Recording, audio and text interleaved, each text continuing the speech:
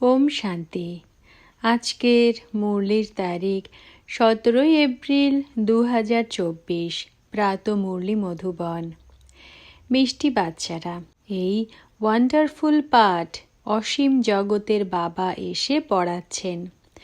বাবা আর তাঁর পড়াশোনার প্রতি কখনো সংশয় থাকা উচিত নয়। প্রথমে নিশ্চিত হতে হবে যে কে আমাদের পড়াচ্ছেন। প্রশ্ন: তোমরা বাচ্চারা নিরন্তর স্মরণের যাত্রায় থাকার জন্য কেন শ্রীমত পেয়েছ? উত্তর: কেননা শত্রুরূপে মায়া এখনও তোমাদের পেছনে পড়ে আছে, যে তোমাদের অধঃপতন ঘটিয়েছে। এখনও সে তোমাদের পিছু ছাড়বে না। সেই জন্য অসাবধান হও না। যদিও তোমরা সঙ্গম যুগে রয়েছ, কিন্তু অর্ধকল্প ধরে মায়ার বশীভূত ছিলে। সেজন্যই এত শীঘ্র মায়া ছাড়বে না। স্মরণ করা ভুলে যাওয়াতেই মায়া এসে বিকর্ম করিয়েছে। সেজন্যই সাবধান হতে হবে। আসুরিক মতে চলা উচিত নয়।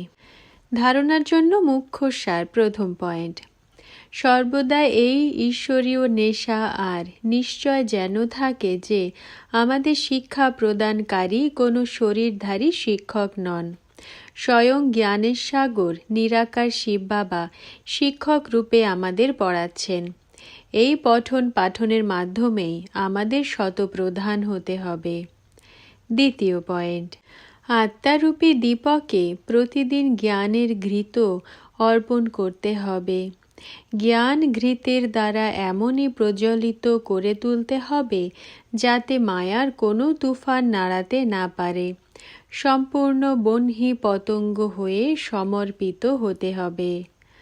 বরদান: সদা এক বাবার স্নেহে সমাহিত হওয়া সহযোগী বা সহযোগী আত্মা ভব।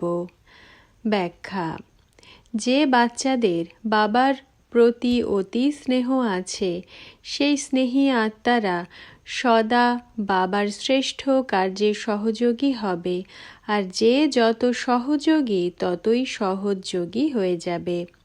বাবার স্নেহে সমাহিত হওয়া সহযোগী আত্মা কখনো মায়ার সহযোগী হতে পারে না। তাঁর প্রত্যেক সংকল্পে বাবা আর সেবা থাকে।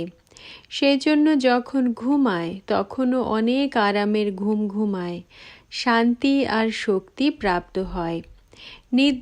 নিদ্রা হবে না, যেন উপার্জন করে খুশিতে শুয়ে আছে, এতটাই পরিবর্তিত হয়ে যায়।